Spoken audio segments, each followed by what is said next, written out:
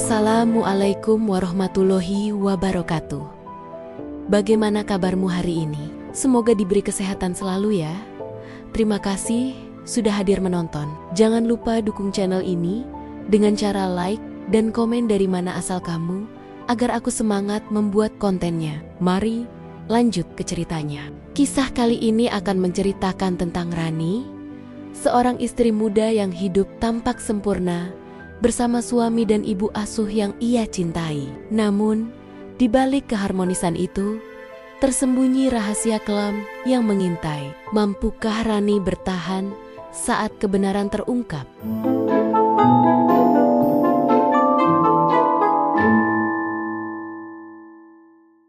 Pagi itu, aroma kopi hitam bercampur dengan wangi roti bakar menyelimuti ruang makan rumah kecil bercat krem di sudut kota. Rumah itu tidak besar, tapi nyaman. Ada halaman mungil dengan 2 pot bunga mawar yang dirawat Rani dengan penuh kesabaran. Jika orang lewat di depan rumah, mereka akan melihat kehidupan yang tampak sederhana sekaligus bahagia. Rani duduk di kursi kayu bundar, menunggu suaminya, Arman, yang baru selesai mandi. Ia menata meja dengan rapi. Seperti biasa, secangkir kopi untuk Arman, segelas susu hangat untuk dirinya, dan roti bakar berlapis selai stroberi yang ia buat setiap pagi. "Man, sarapannya sudah siap," panggil Rani sambil tersenyum. Arman keluar dari kamar dengan kemeja putih yang sudah disetrika rapi. Ia menyandang tas kerja di bahunya. Dengan rambut yang masih agak basah, ia terlihat segar dan bersemangat. "Terima kasih, Ron. Kamu memang istri terbaik," kata Arman, lalu duduk di hadapan istrinya. Mereka makan bersama dengan tenang. Dari luar, orang-orang akan menilai rumah tangga mereka sebagai contoh pasangan muda yang harmonis. Arman, suami pekerja keras, yang setiap hari berangkat ke kantor tepat waktu. Rani, istri sederhana yang selalu mendukung suaminya tanpa banyak tuntutan. Setelah selesai sarapan, Arman pamit dengan mencium kening Rani. "Doakan aku ya, Ron. Hari ini ada rapat besar." Rani mengangguk. "Semoga lancar. Hati-hati di jalan." Begitulah keseharian mereka. Tidak ada teriakan, tidak ada percekcokan. Semua tampak sempurna, seakan-akan kehidupan mereka sudah diatur untuk selalu rukun. Di siang hari, biasanya Rani menghabiskan waktu di rumah dengan membaca, menulis catatan kecil di buku harian, atau sekadar menyiram bunga di halaman. Kadang, ia juga ditemani oleh Bu Mira, sosok yang sudah ia anggap sebagai ibu sendiri. Bu Mira bukan ibu kandung Rani sejak kecil. Rani diasuh olehnya setelah kedua orang tuanya meninggal karena kecelakaan. Perempuan paruh baya itu selalu ada untuknya, mendampingi saat Rani sekolah, menasihati ketika ia tumbuh remaja, bahkan mengantar Rani di hari pernikahannya dengan Arman. "Ran, kamu kelihatan bahagia sekali dengan Arman." "Ibu ikut senang," kata Bu Mira suatu sore, sambil menyeruput teh hangat di ruang tamu. Rani tersenyum. "Iya Bu, Arman orangnya baik. Aku bersyukur sekali." Hubungan mereka seperti ibu dan anak kandung. Rani sering bercerita tentang apa saja kepada Bu Mira, bahkan hal-hal kecil sekalipun. Ia merasa Bu Mira adalah satu-satunya keluarga yang tersisa. Dan kasih sayang wanita itu tulus, setulus matahari yang selalu terbit setiap pagi. Kadang-kadang, tetangga juga memuji kehidupan Rani. "Wah, Ron, kamu beruntung sekali punya suami rajin seperti Arman," kata Bu Rosi, tetangga sebelah rumah. Ketika mereka bertemu di warung, Rani hanya tersenyum malu. Ia tidak suka membanggakan suaminya berlebihan. Tapi memang benar, Arman tidak pernah membuat masalah besar di rumah. Semua terasa biasa saja, tapi penuh kenyamanan. Setiap malam, mereka punya kebiasaan menonton televisi bersama. Rani biasanya duduk di samping Arman sambil memeluk bantal kecil. Kadang, Arman menggenggam tangannya. Sederhana, tapi momen-momen itu yang membuat Rani merasa hidupnya sempurna. "Ron, kalau kita punya anak nanti, semoga dia mirip kamu ya. Cantik, baik hati, sabar," kata Arman suatu malam. Rani tertawa kecil. "Mudah-mudahan cepat ya, Man. Aku juga ingin ada suara tawa anak di rumah ini." Kebahagiaan itu terasa nyata. Tidak ada celah bagi kecurigaan. Tidak ada tanda-tanda bahwa di balik semua itu, sesuatu yang pahit sedang menunggu untuk terungkap. Hari Minggu adalah hari yang paling ditunggu Rani. Di hari itu, Arman biasanya tidak bekerja, dan mereka bisa jalan-jalan bersama. Terkadang hanya ke pasar pagi, terkadang ke taman kota, atau sekadar makan bakso di warung langganan. "Ron, ayo cepat. Nanti kita ke taman. Aku ingin lihat kamu main ayunan," ujar Arman sambil bercanda.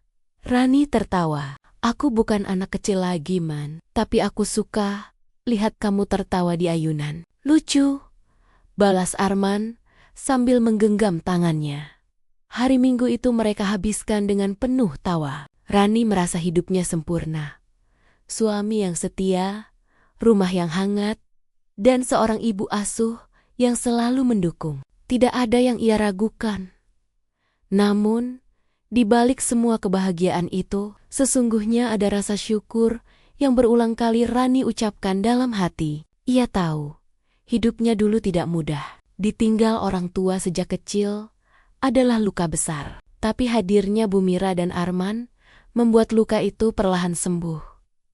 Ia sering menulis di buku harian kecilnya, "Aku bersyukur Tuhan memberikan aku dua orang yang paling berharga, Arman dan Bumira. Mereka adalah keluarga kecilku. Semoga aku bisa menjaga kebahagiaan ini selamanya." Rani benar-benar percaya hidupnya sudah lengkap. Tidak ada yang kurang. Ia tidak pernah menyangka kenyataan hidup seringkali lebih kejam daripada harapan. Kebahagiaan yang tampak sempurna itu ternyata hanyalah pintu gerbang menuju luka yang tak pernah ia bayangkan.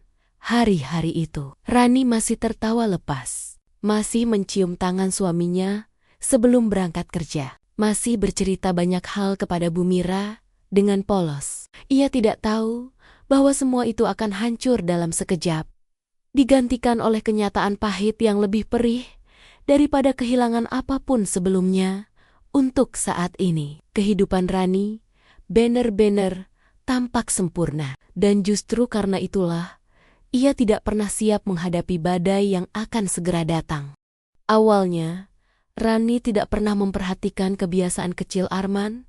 Baginya, suaminya itu adalah sosok yang disiplin dan bertanggung jawab. Tapi, sejak beberapa minggu terakhir, ada hal-hal aneh yang mulai membuat Rani merasa gelisah. Malam itu, ketika mereka sedang menonton televisi bersama, Rani memperhatikan Arman yang terus-terusan menatap layar ponselnya. Tangannya sibuk mengetik, lalu tersenyum kecil. "Man, kamu senyum-senyum sendiri. Ada apa? Ada apa?" tanya Rani sambil mencoba bercanda. Arman buru-buru menaruh ponsel di samping bantal. "Ah, enggak Ron, cuma grup kantor. Mereka lagi heboh bikin lelucon." Rani mengangguk.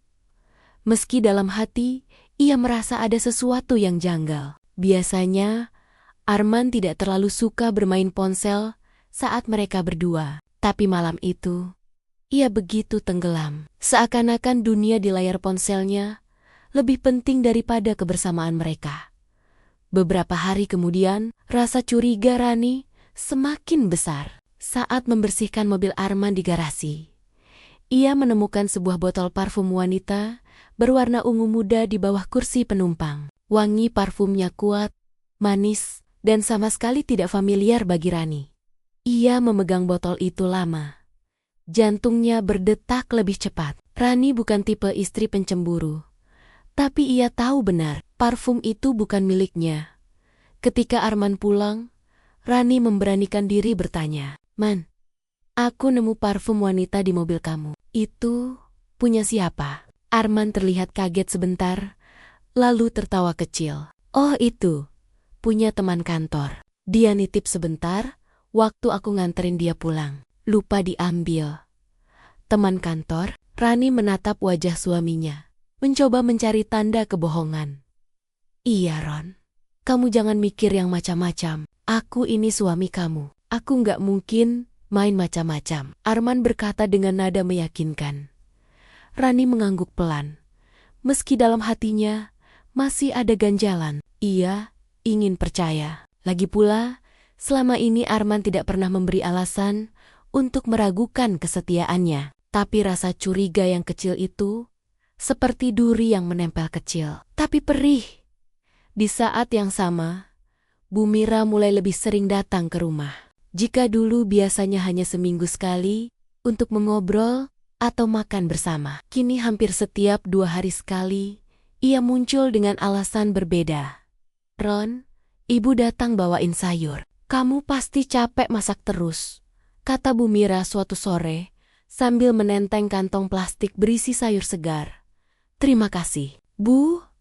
Padahal saya bisa belanja sendiri, jawab Rani sambil tersenyum. Ah, enggak apa-apa, ibu senang bisa sering ke sini. Lagian, kamu di rumah sendirian, biar ada teman ngobrol, ucap Bu Mira sambil menepuk punggung Rani. Awalnya Rani merasa senang. Kehadiran Bu Mira membuat rumah lebih hangat. Mereka bisa memasak bersama, bercerita tentang masa lalu, atau sekadar minum teh sambil membicarakan kabar tetangga. Tapi lama-lama, Rani merasa ada sesuatu yang aneh. Bu Mira sering datang justru di saat Arman baru pulang kerja. Bahkan, beberapa kali ia sengaja menunggu Arman di ruang tamu dengan alasan ingin menyapa menantunya. Arman, kamu pasti capek sekali kerja seharian. Jangan lupa jaga kesehatan, kata Bu Mira suatu malam sambil tersenyum ramah. Arman membalas dengan tawa kecil. Iya Bu, terima kasih sudah peduli. Rani tidak pernah curiga macam-macam. Baginya, perhatian Bu Mira itu tulus, seperti perhatian seorang ibu. Tapi sesungguhnya, ada momen-momen singkat yang sebenarnya ganjil. Tatapan mata, nada bicara, atau senyum yang terasa berbeda. Kecurigaan Rani semakin kuat ketika suatu malam ia bangun karena haus. Jam menunjukkan pukul 2 dini hari. Ia turun ke ruang tamu untuk mengambil air minum. Saat lewat, ia melihat cahaya ponsel Arman yang menyala. Suaminya tertidur, tapi ponselnya masih ada di samping bantal.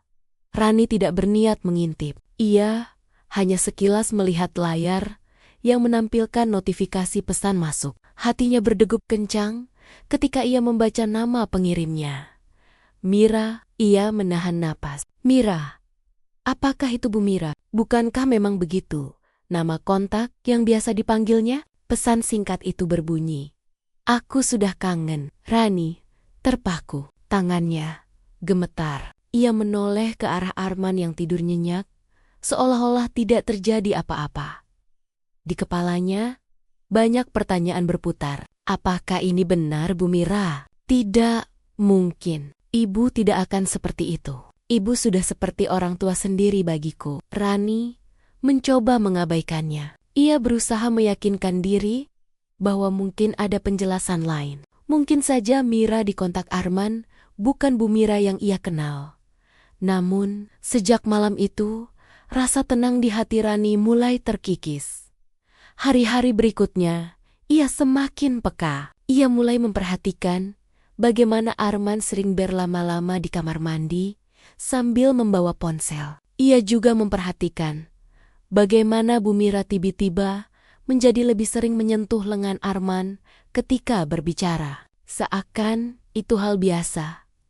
Pernah suatu sore, ketika Rani masuk ke dapur, ia mendapati Bu Mira dan Arman sedang bercakap pelan. Begitu ia muncul, keduanya terdiam sesaat, lalu buru-buru mengalihkan pembicaraan. Aduh Ron, tadi ibu lagi nanya soal pekerjaan Arman. Kamu jangan salah paham ya, kata Bu Mira cepat-cepat. Rani hanya tersenyum, meski hatinya terasa berat. Kenapa harus buru-buru menjelaskan? Aku belum menuduh apa-apa, pikirnya dalam hati. Semakin hari, semakin banyak tanda yang membuat Rani tidak bisa menutup mata. Ia ingat betul bagaimana dulu Bu Mira selalu menasihati dirinya untuk menjaga kepercayaan dalam rumah tangga. Tapi sekarang, justru Bu Miralah yang menimbulkan keraguan itu. Namun, dengan polosnya, Rani tetap berusaha mengusir pikiran buruk. Ia tidak mau berprasangka buruk kepada suami atau ibu asuh yang ia cintai.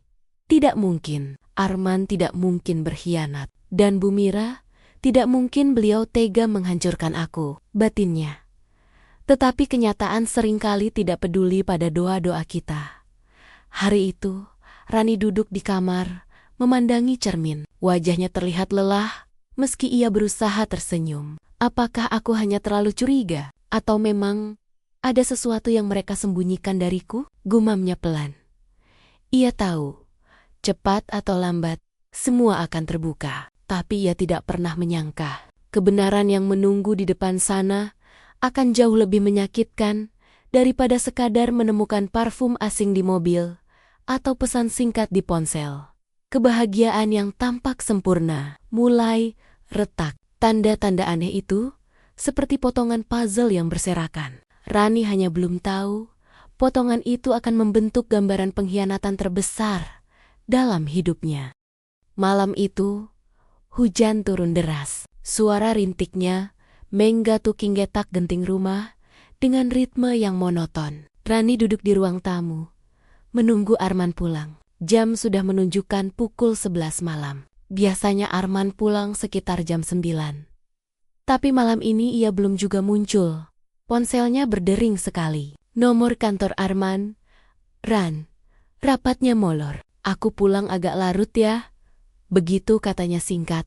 Rani menghela napas, mencoba percaya. Ia menyiapkan segelas teh hangat di meja, berharap Arman segera datang. Tapi ada rasa resah yang tidak bisa ia abaikan. Sejak menemukan parfum di mobil dan pesan singkat dari Mira, hatinya seperti tidak pernah benar-benar tenang. Sekitar pukul 12 lewat, Arman akhirnya pulang. Ia terlihat lelah. Tapi ada sesuatu di wajahnya yang berbeda. Entah apa, Rani tidak bisa menjelaskan. Maaf Ron, rapatnya panjang sekali, ucap Arman sambil menaruh tas kerja. Rani hanya mengangguk. Teh hangat sudah aku siapkan. Arman tersenyum kecil, tapi matanya menghindari tatapan istrinya. Rani bisa merasakannya. Ada sesuatu yang disembunyikan. Beberapa hari setelah itu, sebuah kejadian mengubah segalanya. Malam itu, Arman tertidur lebih cepat. Ponselnya tergeletak di meja samping ranjang, tanpa terkunci. Rani tidak pernah berniat menggutak-gatik ponsel suaminya. Ia tahu itu bukan kebiasaannya. Tapi malam itu, entah kenapa, jari-jarinya bergerak sendiri. Dengan gemetar, ia membuka aplikasi pesan. Matanya langsung tertuju pada kontak bernama Mira. Pesan terakhir masuk hanya beberapa jam sebelumnya. Aku rindu kamu. Besok kita ketemu lagi ya. Rani menahan napas. Tangannya bergetar saat membuka percakapan itu lebih jauh. Isi chat itu membuat dunianya runtuh seketika. Kata-kata manis, janji-janji, bahkan panggilan mesra yang tidak pernah ia bayangkan keluar dari mulut Arman untuk orang lain. Dan yang paling menghancurkan, semua pesan itu ditujukan pada Bu Mira. Ya, nama itu jelas. Tidak salah lagi. Itu adalah Bu Mira. Sosok yang selama ini ia panggil ibu. Satu-satunya keluarga yang ia percaya setelah kehilangan orang tuanya. Ya Tuhan, bisik Rani pelan. Suaranya tercekat. Air matanya mengalir deras. Ia duduk terpaku. Matanya menatap layar ponsel suaminya yang masih menyala.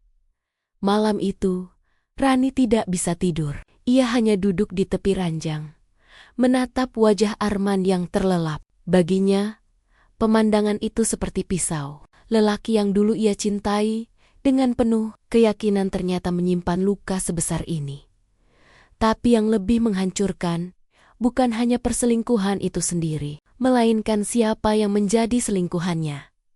Bu Mira, ibu. Rani menutup wajahnya dengan kedua tangan. Wanita yang selama ini menjadi tempatnya bersandar, yang menemaninya tumbuh, yang ia percayai sepenuh hati. Ternyata, orang itulah yang merebut suaminya. Batin Rani benar-benar hancur. Ia merasa seperti ditusuk dari depan dan belakang sekaligus.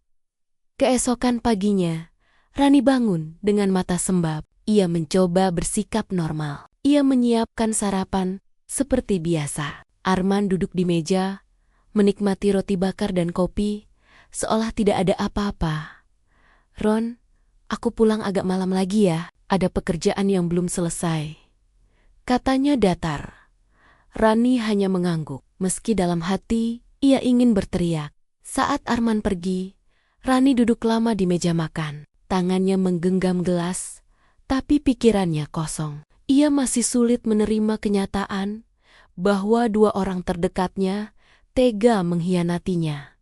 Hari itu, tanpa sepengetahuan Arman, Rani memutuskan untuk mengunjungi Bu Mira. Rumahnya tidak jauh, hanya berjarak beberapa blok dari rumah Rani. Begitu pintu dibuka, Bu Mira terlihat kaget. "Ron, kok datang tiba-tiba?" Rani berusaha tersenyum. "Iya, Bu. Tiba-tiba kepikiran mau main." Bu Mira mempersilakannya masuk. Seperti biasa, ia membuatkan teh hangat dan menawari kue kering. Suasana rumah itu hangat, tapi bagi Rani, semuanya terasa palsu. Ia memperhatikan wajah Bu Mira yang tampak tenang, seolah tidak ada rahasia. Padahal Rani tahu, wanita inilah yang mengirimkan pesan mesra ke suaminya. Sepanjang obrolan, hati Rani berteriak, ingin langsung bertanya, tapi mulutnya terkunci. Ia hanya tersenyum dan mendengarkan, sementara dadanya sesak. Ketika pulang, Rani hampir menangis di jalan. Ia merasa tidak punya siapa-siapa lagi. Suaminya berkhianat, ibunya, atau setidaknya sosok yang ia panggil ibu, justru menjadi orang yang menusuknya dari belakang. Malamnya, Rani kembali melihat ponsel Arman. Kali ini, ia sudah tidak ragu lagi. Ia membaca semua pesan antara Arman dan Bu Mira.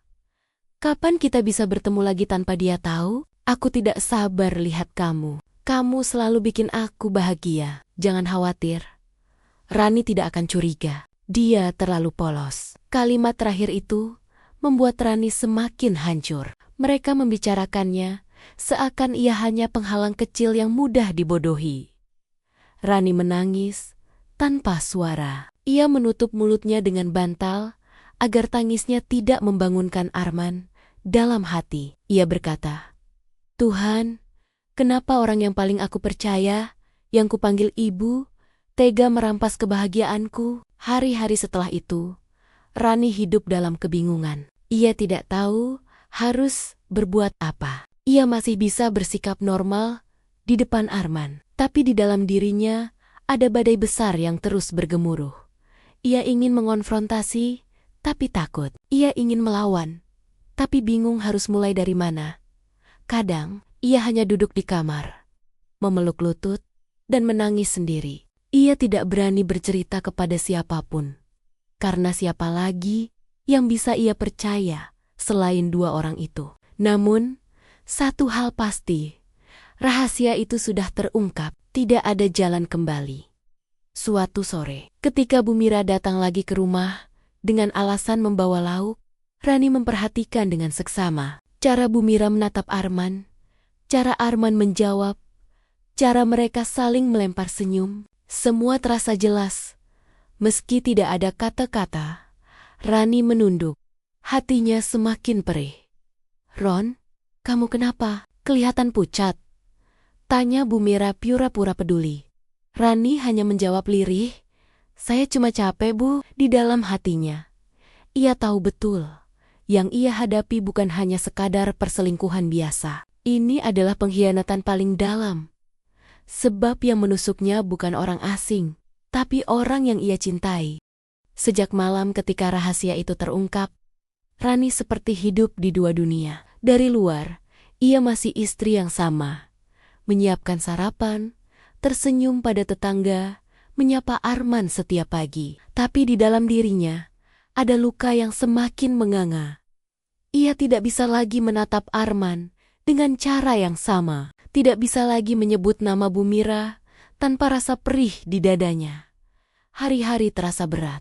Malam semakin panjang. Tidurnya sering terganggu oleh bayangan pesan mesra yang ia baca di ponsel suaminya. Hingga akhirnya, pada suatu malam yang sepi, kesabaran Rani pecah. Arman baru pulang kerja. Wajahnya lelah. Ia menaruh tas di kursi, melepas sepatu, lalu duduk di ruang tamu. Rani memperhatikannya dari dapur. Tangannya gemetar, jantungnya berdegup kencang. "Man," panggil Rani dengan suara berat. Arman menoleh. "Ya, Ron." Rani berjalan pelan ke ruang tamu. Ia berdiri di depan suaminya, memegang ponsel Arman yang sejak tadi ia sembunyikan di balik bajunya. "Ini apa, Man?" tanyanya sambil menunjukkan layar ponsel, menampilkan percakapan antara Arman dan Bumira. Wajah Arman seketika pucat. Ia berdiri, mencoba meraih ponselnya. "Ron, kamu, jawab aku, Man." Suara Rani bergetar, tapi penuh luka. "Apa maksud semua ini?" Arman terdiam beberapa detik, seolah mencari alasan. "Ran, itu cuma salah paham." "Salah paham?" Rani membentak. Air matanya jatuh. "Kamu bilang rindu, kamu bilang bahagia sama dia, kamu janji ketemu lagi, itu salah paham, Man." Arman menunduk, tidak bisa membalas tatapan istrinya. Beberapa menit hening, hanya suara tangis Rani yang terdengar. Akhirnya, Arman berkata pelan, "Ron, aku minta maaf." Rani tercekat. Jadi benar. Semua ini benar. Arman tidak menjawab. Diamnya sudah lebih dari cukup untuk menjelaskan segalanya. "Kenapa, Man? Kenapa harus dia? Kenapa harus Bumira?" Rani menangis semakin keras. "Dia itu ibuku, orang yang paling aku percaya. Kenapa kamu tega?" Arman menutup wajahnya dengan kedua tangan. "Aku nggak tahu harus bilang apa, Ron. Semua terjadi begitu saja. Aku lemah." Rani melangkah mundur, seperti tidak percaya dengan apa yang ia dengar. "Lemah? Itu alasanmu? Kamu tahu nggak? Kamu sudah menghancurkan aku." Keesokan harinya, Bumira datang ke rumah.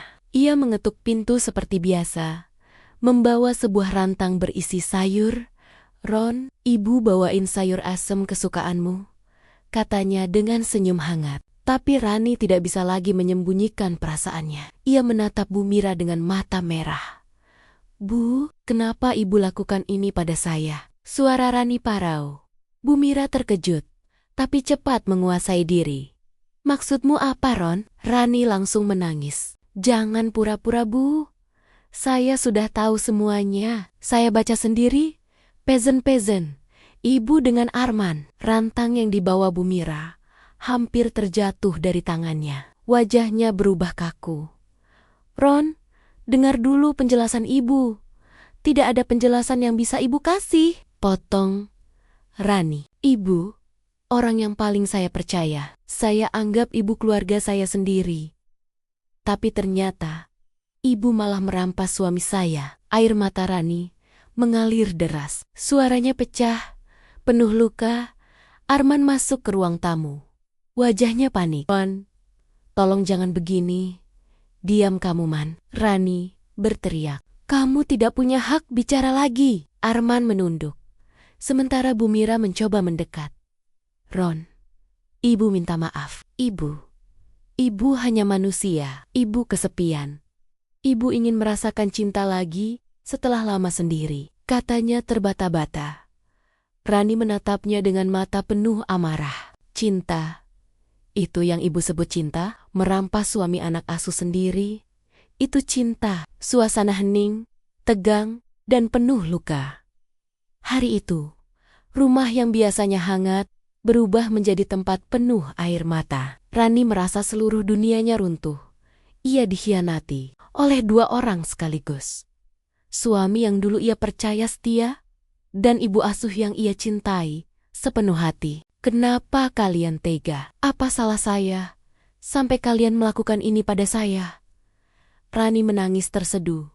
Tidak ada jawaban. Hanya tatapan kosong dari Arman dan wajah bersalah dari Bu Mira. Malamnya, Rani duduk sendirian di kamar. Ia memandangi cermin, melihat wajahnya sendiri yang lelah. Air matanya tak lagi bisa dihitung.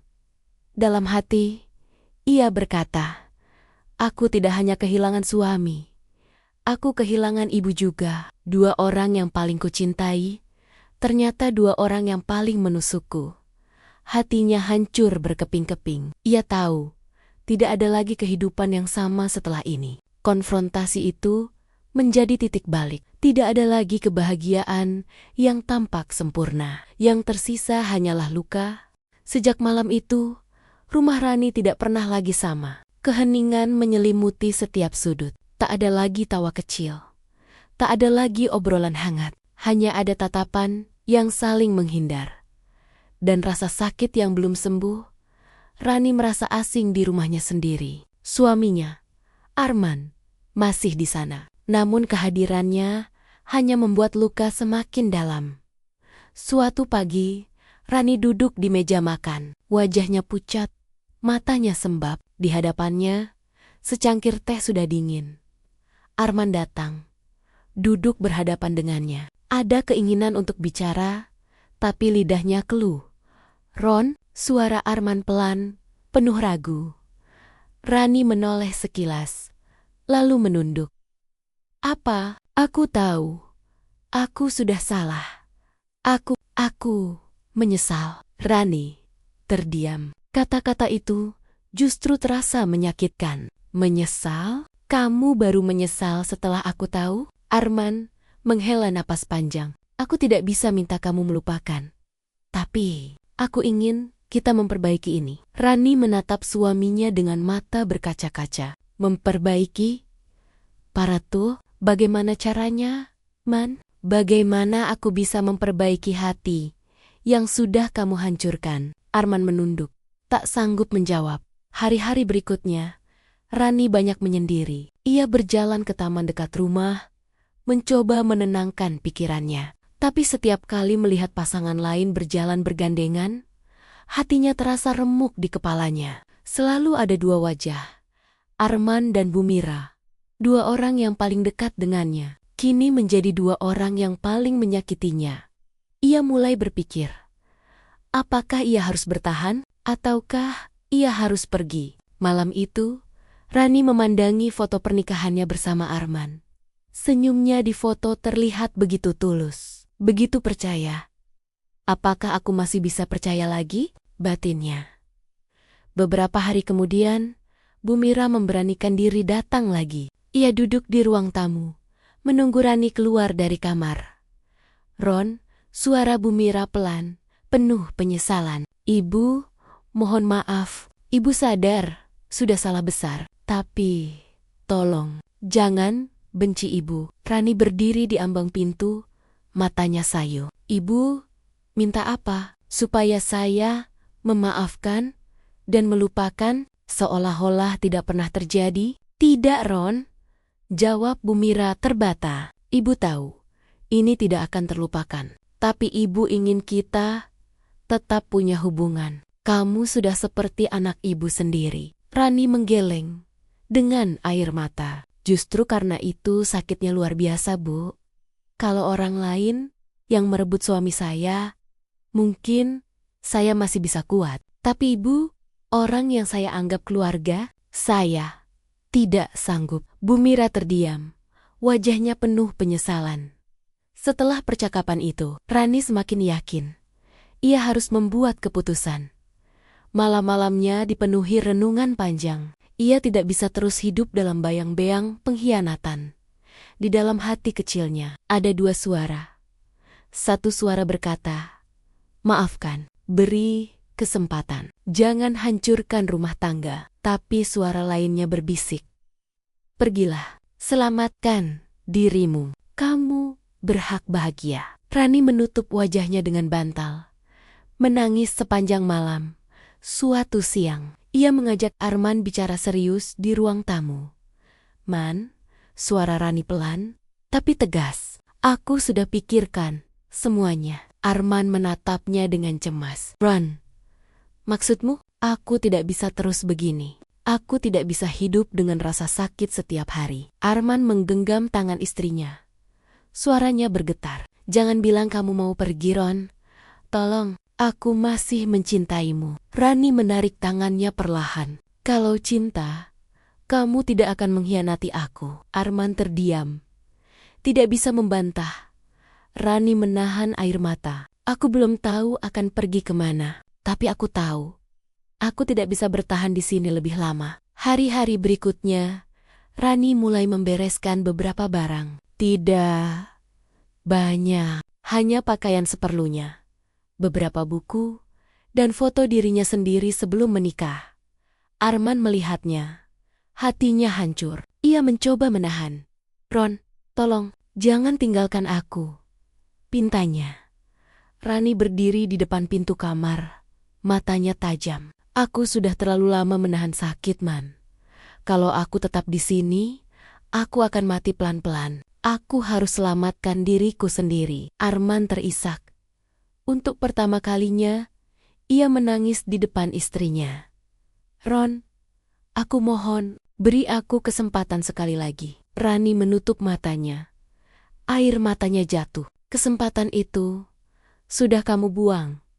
Ketika memilih dia, sebelum benar-benar pergi, Rani duduk menulis sepucuk surat. Ia letakkan di meja makan. Untuk Arman, isinya singkat.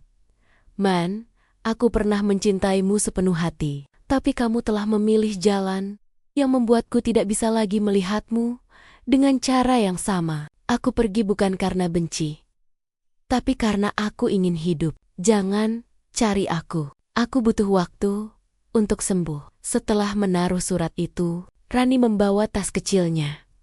Ia menatap rumah sekali lagi. Rumah yang dulu penuh tawa, kini hanya menyisakan luka. Dengan langkah berat, ia pergi.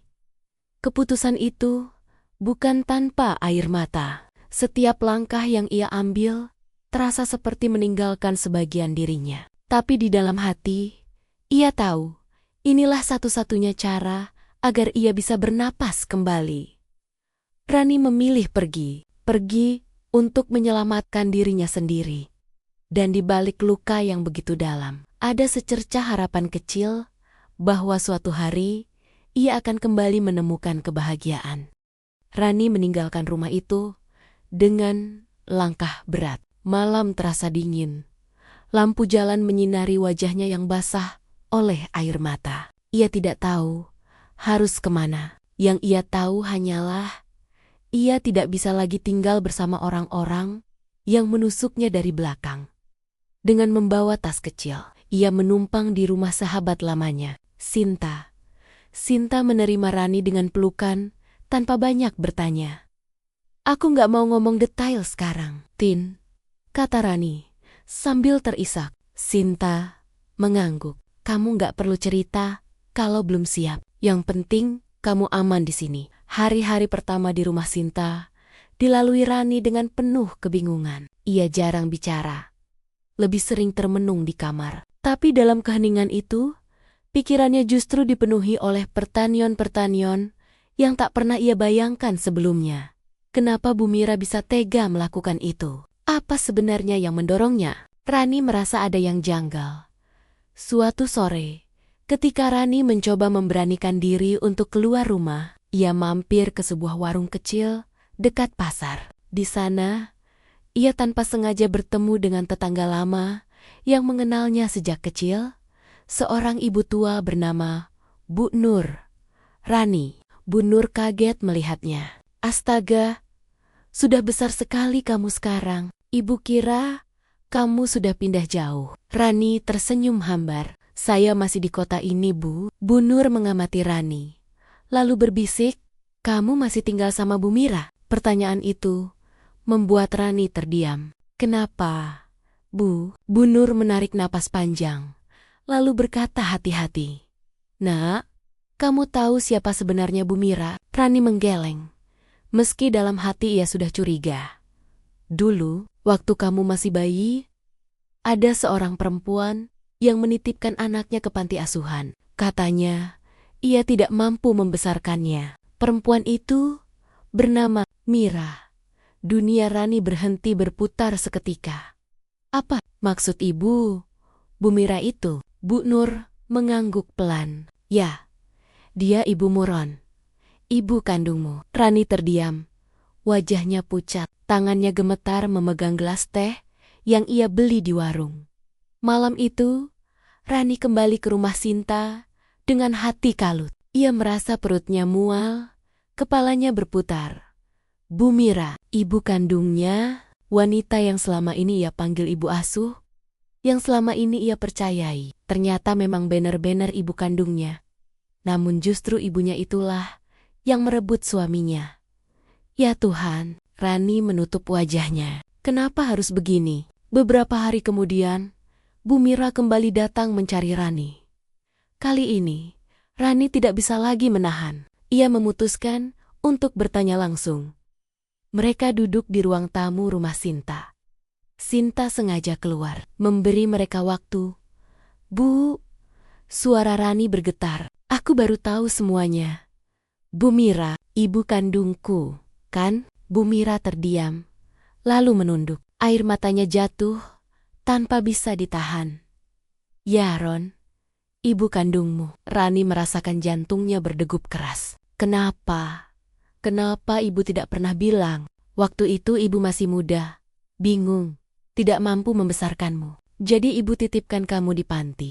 Tapi bertahan-tahan kemudian, ibu tidak tahan. Ibu ingin dekat lagi denganmu. Jadi ibu datang dengan alasan jadi ibu asuhmu. Air mata Rani mengalir deras. Kalau ibu memang ingin dekat denganku, kenapa ibu malah menghancurkan rumah tanggaku? Bu Mira terisak keras. Ibu hilaf Ron. Ibu kesepian dan Arman. Arman memberi perhatian yang selama ini ibu rindukan. Tapi itu bukan alasan. Ibu salah besar. Rani menatap ibunya dengan mata penuh luka. Ibu salah besar itu bahkan tidak cukup untuk menggambarkan apa yang ibu lakukan. Rani berdiri, tubuhnya gemetar. Aku tidak tahu apa aku bisa memaafkanmu. Kau, ibuku, tapi juga pengkhianat terbesar dalam hidupku. Bu Mira menangis, meraih tangan Rani. Ron, tolong jangan tinggalkan ibu lagi. Ibu sudah kehilanganmu sekali. Jangan sampai kedua kali. Rani menarik tangannya. Kali ini, aku yang memilih. Dan pilihanku adalah pergi. Aku harus menyelamatkan diriku sendiri, meskipun harus kehilangan segalanya. Bu Mira terisak keras, terjatuh di lantai, memanggil nama Rani berulang-ulang. Tapi Rani tidak menoleh lagi. Malam itu, Rani berdiri di depan rumah Sinta, menatap langit yang penuh bintang. Ia kehilangan suaminya. Ia kehilangan sosok ibu yang selama ini ia cintai. Tapi ia juga menemukan kebenaran tentang dirinya. Kebenaran yang pahit, tapi juga membuatnya kuat. Aku mungkin sendirian sekarang, batin Rani. Tapi lebih baik sendiri daripada hidup dalam kebohongan. Dengan langkah pelan, ia berjalan meninggalkan rumah itu. Tidak ada yang tahu kemana ia akan pergi. Yang jelas, ia tidak akan kembali ke rumah lamanya. Tidak juga ke pangkuan seorang ibu yang telah menghancurkan kepercayaannya. Rani memilih jalan baru. Jalan yang sunyi, tapi jujur. Jalan yang penuh luka, tapi juga membuka kesempatan untuk sembuh. Dan malam itu, untuk pertama kalinya, setelah semua yang terjadi, Rani bisa bernapas lega. Ia tersenyum tipis di tengah air mata. Bukan karena bahagia, tapi karena akhirnya ia berani meninggalkan semuanya. Itu adalah akhir dari sebuah pengkhianatan dan awal dari kehidupannya yang baru.